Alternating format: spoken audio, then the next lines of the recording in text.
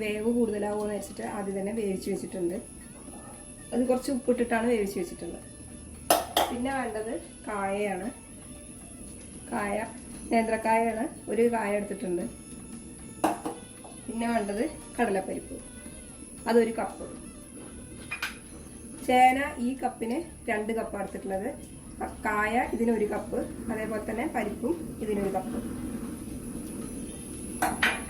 ഇനി ആദ്യം ചെയ്യാൻ പോകുന്നത് കുറച്ച് അടി പിടിക്കാതിരിക്കാൻ വേണ്ടിയിട്ട് കുറച്ച് എണ്ണ ഒഴിക്കുക. എന്നിട്ട് ആദ്യം തന്നെ കായ ഇടുക. ചതുര കഷ്ണങ്ങളായിട്ടാണ് മുറിക്കേണ്ടത്. കൂട്ടുകറിക്ക് നമ്മൾ ചതുര കഷ്ണങ്ങളായിട്ടാണ് മുറിക്കുക. ഇനി അതിൻ്റെ മുകളിൽ പരിപ്പിടുക.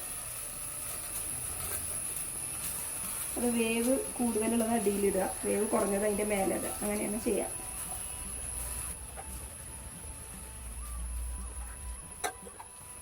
ഇതിലേക്ക് ആവശ്യത്തിന് ഉപ്പിടുക. ചേനയിൽ ഇട്ടതാണ്, അപ്പോൾ അതുകൊണ്ട് ഇതിലേക്ക് മാത്രമുള്ളത് ഇട്ടാൽ മതി. പിന്നെ വേണ്ടത് മഞ്ഞൾപ്പൊടി, ഒരു 1/2 ടീസ്പൂൺ മഞ്ഞൾപ്പൊടി ഇടുക. ഇത് ഞാൻ ചേന വേവിച്ചപ്പോൾ അതിൻ്റെ അടിയിൽ ബാക്കി വന്ന വെള്ളമാണ്. അത് നമ്മൾ ഇതിലേക്ക് വെച്ച് കൊടുക്കും. ഇതിൽ ഈ കായയുടെ കുറച്ച് പകുതി വേവ് വേണ്ട, അത്രയാവുമ്പോഴേക്കും നമ്മളൊരു ശർക്കരയുടെ കഷ്ണം ഇട്ട് കൊടുക്കും. അത് ഞാൻ പിന്നെ കാണും. ഇതിലേക്ക് കുരുമുളക് ഇടാനുണ്ട്.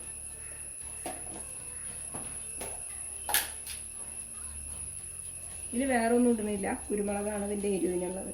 അപ്പോൾ 1 ടേബിൾ സ്പൂൺ കുരുമുളക്. ഇനി ഇത് ഒന്ന് അടച്ചു വെക്കുക. ഇനി ഈ കഷ്ണം വേവുന്ന സമയം കൊണ്ട് നമുക്ക് തേങ്ങ അരയ്ക്കാം. തേങ്ങ ഞാനിങ്ങനെ 2 പിടി, എൻ്റെ കൈക്ക് 2 പിടി എടുത്തിട്ടുള്ളത്.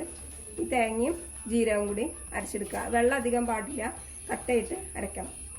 ഇതിലേക്ക് ഒരു 1/2 ഗ്ലാസ് വെള്ളം കൂടി, നേരത്തെ കാണിച്ച വെള്ളത്തിന് പുറമെ ഒരു 1/2 ഗ്ലാസ് വെള്ളം കൂടി ഒഴിച്ചിട്ടുണ്ട്. ഇനി അതിലേക്ക് നമുക്ക് കുറച്ച് ശർക്കര ഇടാം. ഒരു ശർക്കര ഞാൻ കുത്തിപ്പൊടിച്ചതാണിത്. അതിൻ്റെ ഒരു പകുതി ഇട്ടിട്ടുണ്ട്. ഒരു ശർക്കരയുടെ ഒരു പകുതി ഞാൻ അതിലിട്ടിട്ടുണ്ട്. ഇനി അടച്ചു വയ്ക്കാം.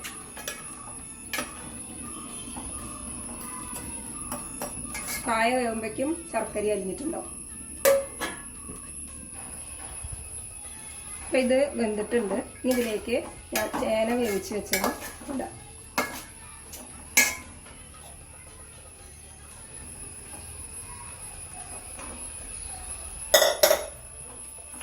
ഉടയ കൊണ്ട് ഒന്ന് ഇളക്കണം. ഉടയരുത്. വെള്ളമൊക്കെ നന്നായിട്ട് വറ്റിയിട്ടുണ്ട്. ഇനി ഇതിലേക്കൊന്ന് പിടിച്ചാൽ മതി.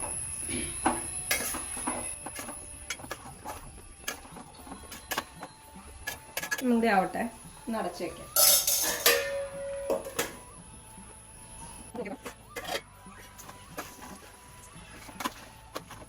ഫുള്ള് നന്നായിട്ട് വെന്തിട്ടുണ്ട്.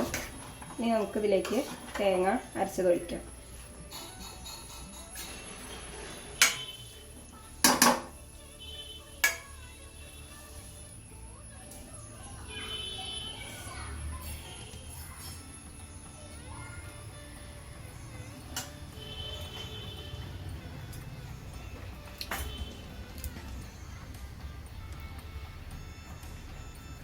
ഇത് തേങ്ങ അരച്ചതാണ്. 2 കൈപ്പിടി തേങ്ങയാണ്. പിന്നെ അതിൽ 1/2 സ്പൂൺ ജീരകവും കൂടി ചേർത്തിട്ട് വെള്ളം അധികം ഇല്ലാണ്ട് കട്ടയായിട്ട് അരച്ചതാണ്. അത് ഇതിലേക്ക് ഒഴിക്കും.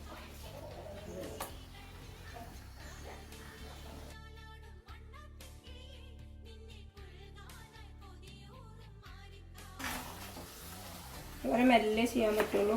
ഇത് ഉടഞ്ഞു പോകരുത്, സൂക്ഷിച്ച് ചെയ്യും. ലേശം ഉപ്പിടും.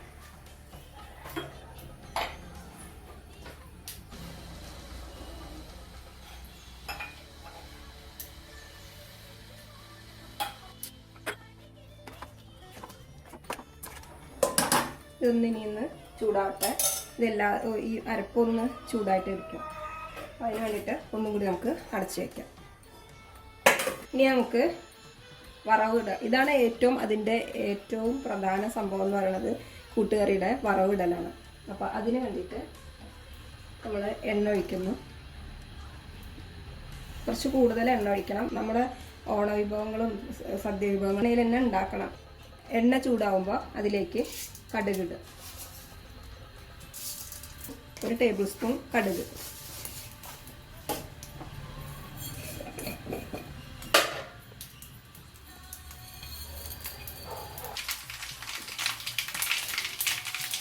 കടുക് പൊട്ടി. ഇനി അതിലേക്ക് ഉഴുന്ന്, അതും 1 ടേബിൾ സ്പൂൺ. ഉഴുന്നിട്ടു.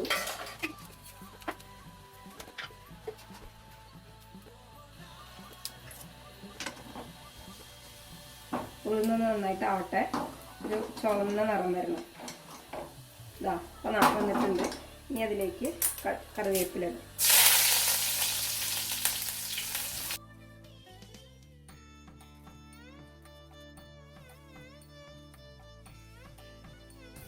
ഇനി ഇതിലേക്ക് നമുക്ക് തേങ്ങ ഇടാനുണ്ട്. തേങ്ങ 1, 2, ഒരു 2.5 പിടി ഞാൻ ഇട്ടിട്ടുണ്ട്. കുറച്ച് കൂടുതൽ ഇടണം തേങ്ങ. അതാണ് ഇതിൻ്റെ പ്രത്യേകത. ഇനി ഇത് നന്നായിട്ട് വഴറ്റണം. കുറച്ച് എണ്ണ കൂടി ഒഴിക്കണം.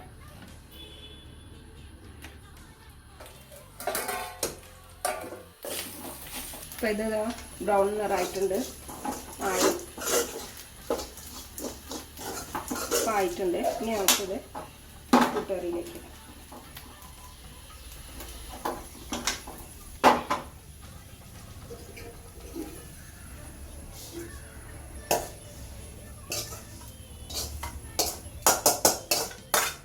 ഇനി ഇതൊന്ന് അടച്ചു വയ്ക്കുക. ഇതൊരു പാത്രപ്പാകമാവുക എന്ന് പറയും. അതിന് വേണ്ടിയിട്ട് ഇതൊന്നിങ്ങനെ ഇളക്കലത് കഴിഞ്ഞിട്ട് മതി.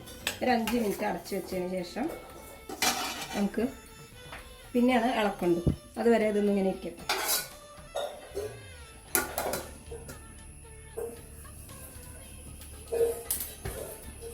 അതായിക്കഴിഞ്ഞാൽ ഇനി നമ്മുടെ കൂട്ടുകറി റെഡി ആയിരിക്കുകയാണ്.